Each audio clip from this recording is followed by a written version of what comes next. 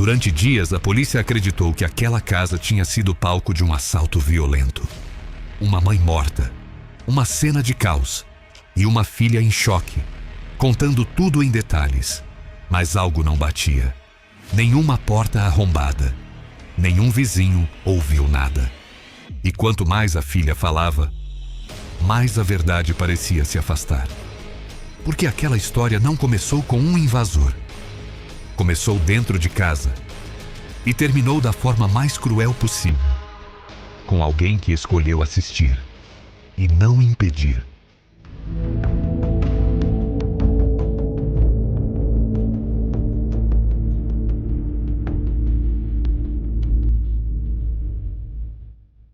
Capítulo 1. O assalto perfeito demais.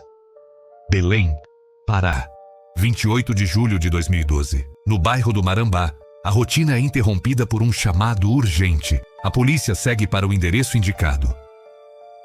Ao chegar, a cena é de puro desespero. Uma jovem, visivelmente abalada, mal consegue falar. Entre soluços e medo, ela resume o horror em uma única palavra: um assalto. Os policiais entram na residência. O silêncio da casa pesa. Ao subirem para o andar superior, a verdade se revela de forma brutal. No chão, uma senhora jaz caída de bruços. As mãos estão amarradas. Não há sinais de vida. O corpo está envolto no próprio sangue. Não havia mais o que fazer. Latrocínio? Essa foi a primeira linha de investigação. As vítimas são conduzidas à delegacia para prestar depoimento. A pergunta ecoa entre os investigadores: quem fez isso? Aos poucos, um retrato começa a se formar. Os relatos são unânimes. O agressor tinha um detalhe marcante: uma cicatriz no rosto. Mas quem seria esse homem? A polícia pede que Areta conte exatamente o que aconteceu. Ela relata que era por volta das 16 horas. Naquele momento, ela e suas amigas, Emily, Bruna e Bianca, jogavam Uno enquanto sua mãe descansava no quarto, na parte superior da casa. Tudo parecia normal, até que, de repente, um homem entra no imóvel anunciando um assalto. O pânico se instala. Logo em seguida, ele pergunta de forma direta e ameaçadora: onde está a dona da casa? Sem hesitar, Areta chama a mãe. Assustada, Edneia, mãe de Areta, aparece. O assaltante a encara e questiona: é você a dona da casa? Edneia apenas assente com a cabeça. Então ele dá a ordem: todos devem ir para o jardim de inverno. Todos, menos Edneia e Emily. Enquanto Areta, Bruna e Bianca são trancadas no jardim de inverno, o assaltante leva Edneia e Emily para o quarto no andar superior da casa. Pouco depois, manda que Emily desça para buscar algumas cordas. Emily retorna com as cordas nas mãos. Está visivelmente assustada. Não demora muito, o assaltante desce novamente. Manda Emily entrar no jardim de inverno. Em seguida foge. Desesperada, Areta corre para a rua, gritando por socorro. Os vizinhos, alarmados, chamam imediatamente a polícia. Quando os investigadores chegam, fazem a pergunta inevitável: o que o assaltante levou? Areta responde sem hesitar: meu celular. Sem perder tempo, a polícia inicia o rastreamento do aparelho. Aquilo poderia levar diretamente ao criminoso. As buscas avançam até que o celular é localizado em posse de Bruno Felipe, um soldado da Marinha. Conduzido para interrogatório, ele afirma que comprou o aparelho de um homem chamado Rosivaldo. O quebra-cabeça começava a se encaixar. A polícia passa a procurar Rosivaldo. Ele não é encontrado de imediato. Mas os investigadores não desistem. Dias depois, conseguem localizar seu paradeiro. Ao ser abordado, Rosivaldo não demonstra surpresa. É levado à delegacia para contar sua versão dos fatos. Segundo ele, foi seu amigo Carlos Alessandro quem o chamou para praticar um assalto. Ele aceitou. Disse que permaneceu do lado de fora da casa, enquanto Carlos Alessandro entrou e fez todo o trabalho. A polícia então vai atrás do homem apontado por Rosivaldo. E um detalhe chama a atenção imediatamente. Ele tinha uma cicatriz no rosto. A mesma marca descrita por Areta e suas amigas. Mas o caso ainda estava longe de ser encerrado. Policiais experientes começam a notar pontos estranhos. Não havia sinais claros de arrombamento. Alguns objetos de valor continuavam intactos. A violência empregada parecia pessoal, intensa demais para um roubo rápido. Areta se apresenta abalada, chorando, afirmando não entender o que havia acontecido. Porém, à medida que os depoimentos avançam, algo muda. As versões começam a se transformar. Primeiro, ela fala de um assalto aleatório. Depois, sugere que a mãe poderia estar devendo dinheiro. Em seguida, menciona pessoas suspeitas, mas sem citar nomes. Cada nova fala levanta ainda mais dúvidas. Areta insiste. Ele levou meu celular, mas algo não se encaixa. Havia 3 celulares na casa. Por que apenas o de Areta foi levado? Se era um assalto, por que objetos de valor foram deixados para trás? A polícia aperta o cerco. E sob a pressão crescente, Rosivaldo começa a não suportar. Capítulo 2. A verdade aparece. Com o avanço do depoimento de Rosivaldo, a investigação toma um rumo inquietante. A polícia faz uma descoberta perturbadora, daquelas que mudam completamente o peso de uma história. O assalto teria sido encenado. Segundo o que vinha à tona, Areta e o namorado teriam planejado tudo. Quando Areta é formalmente apontada como mandante, o caso explode. A notícia se espalha rapidamente e ganha espaço na mídia. A ideia de uma filha envolvida no planejamento da morte da própria mãe provoca revolta nacional. O discurso que até então sustentava a narrativa, o da filha desesperada, da vítima inocente, desmorona. Areta nega, chora. Em lágrimas, aponta o namorado como o verdadeiro responsável. Diz que foi manipulada. Afirma que tinha medo, que foi coagida, que jamais imaginou que aquilo terminaria em morte. Insiste, nunca quis que a mãe morresse. Mas pouco a pouco, as provas começam a pesar. Confrontada pelos investigadores, Areta já não consegue sustentar a versão inicial. Ela tenta explicar. Diz que a intenção era apenas dar um susto na mãe. Queria que ela mudasse o comportamento. Reafirma que não queria a mãe morta. Segundo ela, a situação fugiu ao controle. Mesmo assim, o cerco se fecha. Areta, Rafael, Rosivaldo e Carlos Alessandro são presos. Emily é apreendida, pois na época do crime tinha apenas 15 anos de idade. A encenação havia ruído. E a verdade finalmente começava a emergir. Pesada, irreversível e impossível de ignorar. Capítulo 3. Mãe e filha em guerra. Areta nasceu em julho de 1990. Filha de pais separados, cresceu marcada pela distância do pai, que morava em Fortaleza, no Ceará. Em Belém do Pará, vivia apenas com a mãe, Edneia, uma convivência que, com o tempo, se tornaria cada vez mais tensa. À primeira vista, Areta era uma jovem alegre e divertida. Gostava de festas, de shows, de estar entre pessoas, mas por trás desse comportamento expansivo, sua vida estava longe de ser simples. Dentro de casa, os conflitos eram constantes. Jovem Areta queria viver de forma livre, sem amarras. Edneia, ao contrário, sonhava com um futuro melhor para a filha. Queria vê-la estudando, trabalhando, seguindo um caminho estável. Exigia disciplina, responsabilidade. Mas o futuro desenhado pela mãe não era o futuro que Areta desejava para si. Na vizinhança, Areta era conhecida como uma garota rebelde e malcriada. Aos 20 anos não estudava, nem trabalhava. As discussões com a mãe eram frequentes, intensas, desgastantes. A relação entre as duas se deteriorava a cada novo confronto. Foi em um show que Areta conheceu Rafael. A conexão foi imediata. Em outubro de 2010, os dois iniciam um relacionamento. O namoro, desde o início, era conturbado. Areta demonstrava um ciúme doentio por Rafael. Não era apenas apego, era uma verdadeira obsessão.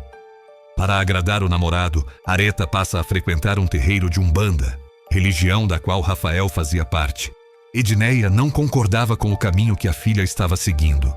Mas entre a mãe e Rafael, Areta sempre escolhia Rafael. Sua obsessão em agradá-lo falava mais alto. Tentando afastar a filha desse relacionamento, Edneia proíbe Rafael de entrar em sua casa. Não o queria por perto. Para ela, aquele namoro não tinha futuro. Considerava Rafael acomodado e desconfiava de suas intenções com Areta. Mas quanto mais Edneia tentava separar o casal, mais eles se aproximavam. Até que, por volta de abril de 2011, Areta descobre que está grávida. A notícia cai como uma bomba no colo de Edneia. Ainda assim, ela decide apoiar a filha. Decide cuidar dela e do neto que estava por vir. No início de 2012, nasce Emanuel, filho de Areta e Rafael. Com a chegada da criança, o relacionamento entre mãe e filha parece melhorar. Edneia se encanta com o neto. Passa a criá-lo como se fosse seu próprio filho. Tudo o que Emanuel precisava era providenciado por ela. Mas, mesmo sendo uma avó dedicada, Edneia cobrava a responsabilidade de Rafael. Constantemente entrava em contato com ele, exigindo ajuda financeira para o neto. Essa postura incomodava Areta, que sempre confrontava a mãe. Até que, certo dia, Edneia impõe um ultimato. Ou Areta terminava o relacionamento, ou deveria procurar outro lugar para morar. Edneia deixaria de ajudá-la financeiramente. Diante da pressão, Areta e Rafael decidem terminar. Mas o rompimento era apenas aparente. Eles continuavam se encontrando às escondidas. Areta decide sair de casa. A distância entre mãe e filha aumenta ainda mais. Edneia passa a culpar Rafael pela mudança de comportamento da filha. Chega a desabafar com uma amiga. Confessa que vivia com medo. Medo de que Areta e Rafael fizessem algo muito ruim contra ela. Não era apenas medo, era um pressentimento. Algum tempo depois, Areta retorna para casa. Não conseguiu se sustentar sem o apoio financeiro da mãe. O reencontro acontece, mas as feridas permanecem abertas. Capítulo 4. Emily, a influência. Antes de continuar o vídeo, recomendo que, se você se interessa por esse tipo de assunto, não deixe de se inscrever em nosso canal para receber mais conteúdos como esse. Também curta os vídeos e compartilhe. E não se esqueça de ativar o sininho para receber todas as notificações. Toda terça um caso internacional e toda quinta casos nacionais. Frequentando o terreiro de Umbanda, Areta conhece Emily, sobrinha do pai de santo, Augusto. Entre as duas, a aproximação é rápida. Areta e Emily se tornam muito amigas. Tinham personalidades semelhantes. Emily, assim como Areta, também era uma filha em conflito com a própria mãe.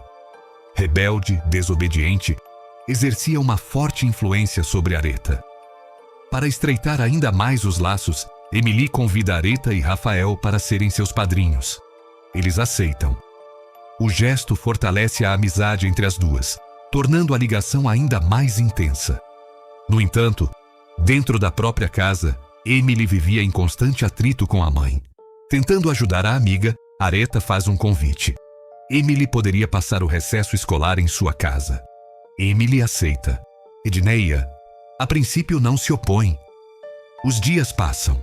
À primeira vista, tudo parece normal. Mas Edneia começa a se mostrar incomodada com a presença de Emily. Algo a inquieta. Talvez o fato de perceber que Emily e Areta compartilham o mesmo tipo de personalidade, o mesmo comportamento, o mesmo desafio às regras. Emily passa a presenciar as agressões verbais entre Areta e sua mãe. As discussões se tornam frequentes. A convivência entre mãe e filha fica tão delicada que já não conseguem esconder o atrito. As rachaduras daquele relacionamento tornam-se visíveis. Emily parecia compreender Areta sem que ela precisasse dizer uma palavra. Como se lesse seus pensamentos. Percebia o desejo latente de Areta. Se livrar de uma vez por todas das amarras que aprendiam. E se os conflitos com Areta não fossem suficientes, Edneia passa a ter problemas também com Emily. Certa noite, após o jantar, Edneia pede que Emily lave a louça. Emily reage com descaso. Ignora o pedido. Como se debochasse, simplesmente vai para o quarto descansar. Na manhã seguinte, Edneia encontra a louça exatamente onde estava. Suja, acumulada na pia. Tomada pela raiva, inicia uma discussão com Emily. Emily revida. Mesmo estando na casa de Edneia, não demonstra qualquer receio em enfrentá-la. Areta faz sua escolha. Ela se volta contra a mãe e sai em defesa da amiga. O confronto se intensifica. Após a discussão, Areta e Emily se refugiam no quarto de Areta. Trancam a porta. Ali, isoladas do resto da casa, uma tenta consolar a outra. É nesse momento, longe de qualquer testemunha, que a história começa a caminhar silenciosamente para um desfecho macabro. Capítulo 5. O plano. Naquele instante, dentro do quarto fechado, um pensamento sombrio começa a se formar. Uma ideia atravessa o silêncio. Uma sugestão macabra surge.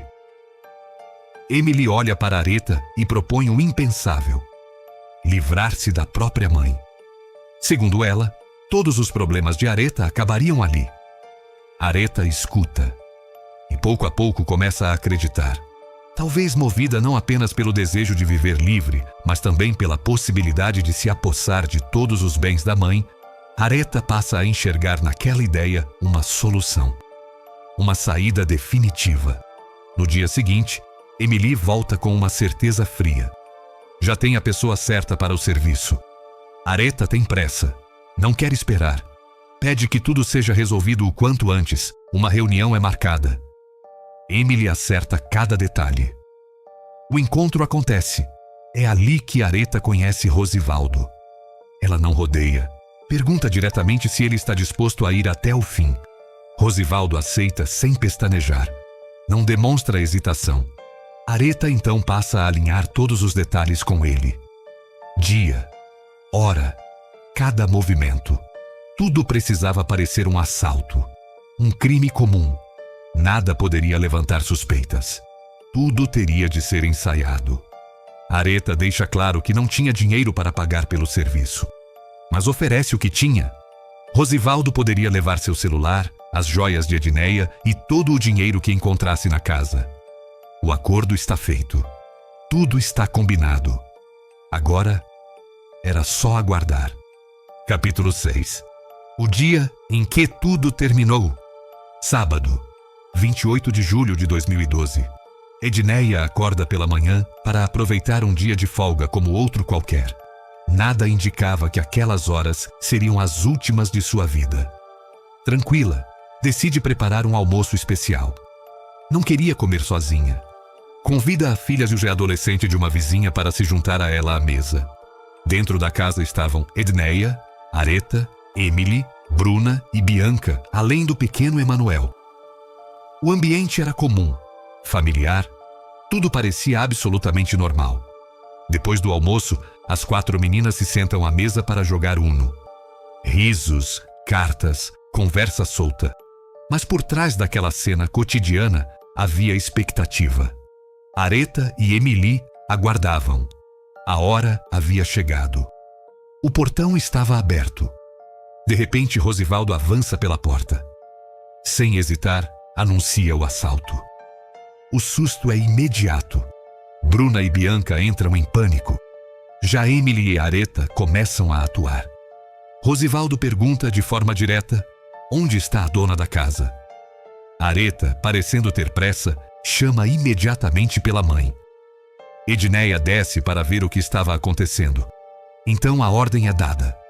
Rosivaldo manda que todas entrem no jardim de inverno, menos Edneia e Emily. Enquanto Areta, Bruna e Bianca são trancadas em um espaço de pouco mais de 1 metro quadrado, Rosivaldo sobe para o andar superior da casa, levando consigo Edneia e Emily. No andar de cima, ele manda que Emily desça e pegue uma corda para amarrar Edneia. Emily obedece. Ao descer, uma das adolescentes pede que ela abra a porta. Mas Emily não podia sair do papel. Mantém a encenação. Aparenta medo. Pega a corda. Volta a subir. Rosivaldo desce novamente. Vai até a cozinha. Pega uma faca. Antes de subir outra vez, faz questão de garantir que a lâmina não falharia. Amola a faca com cuidado.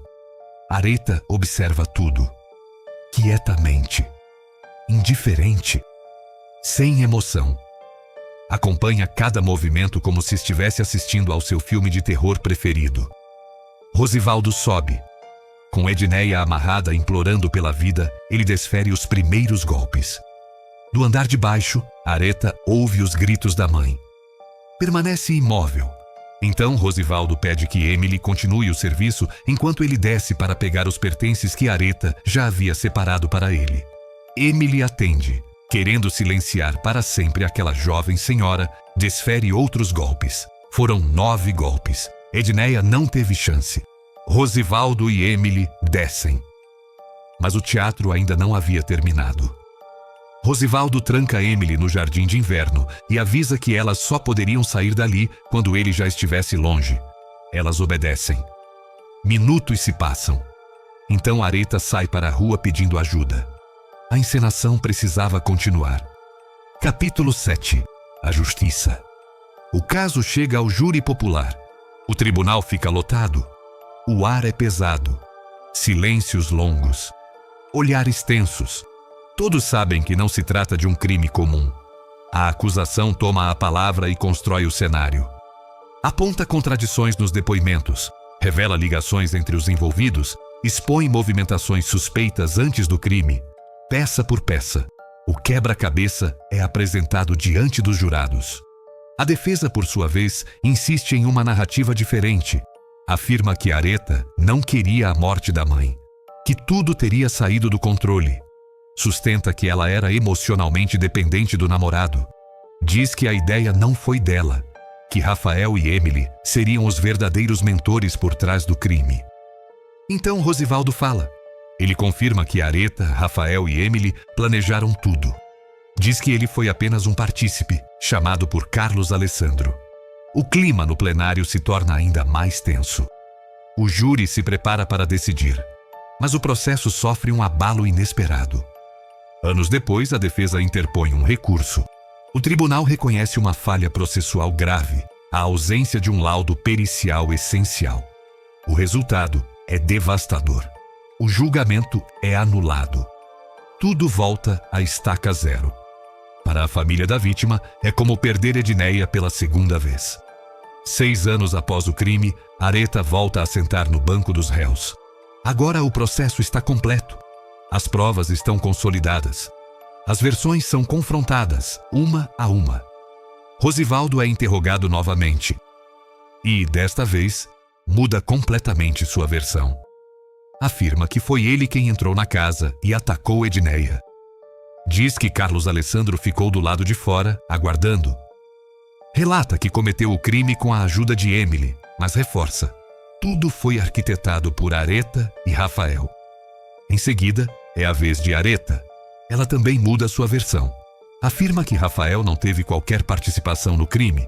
Diz que o planejamento envolveu apenas ela, Rosivaldo e Emily. Então faz uma declaração que paralisa o plenário. Fiz tudo isso por amor doentio. A frase ecoa entre os presentes. O Ministério Público é direto, incisivo, sem rodeios. Não foi medo, foi escolha. Ela escolheu o dinheiro, escolheu o namorado e escolheu eliminar a própria mãe.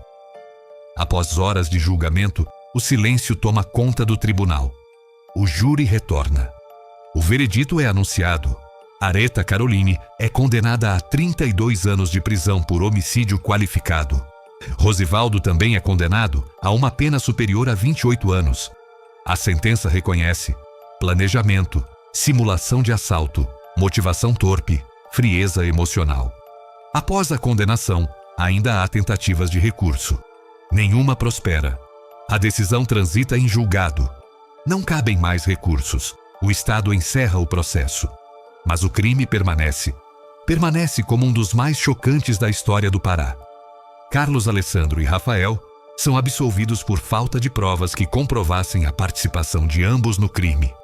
No fim, o que resta não é apenas uma sentença escrita em papel, nem números frios de anos de prisão. O que permanece é uma família destruída, um vínculo rompido da forma mais irreversível possível e um silêncio que nenhuma decisão judicial consegue preencher. Essa história expõe uma verdade dura. Conflitos não resolvidos dentro de casa podem crescer em silêncio. Pequenas rupturas, palavras ditas com raiva, ressentimentos acumulados, quando ignorados, criam abismos. Pais e filhos nem sempre falam a mesma língua, nem caminham no mesmo ritmo. Mas quando o diálogo se perde, quando o afeto é substituído por controle de um lado e rebeldia do outro, o risco deixa de ser apenas emocional. Nenhuma discordância, nenhuma frustração, nenhum desejo de liberdade justifica a ruptura definitiva de um laço que deveria ser de proteção. Da mesma forma, autoridade sem escuta também fere. Relações familiares exigem presença, limites claros, mas também empatia, conversa e acolhimento. Edneia acreditava estar protegendo a filha. Areta acreditava estar presa. Entre essas duas visões, faltou ponte.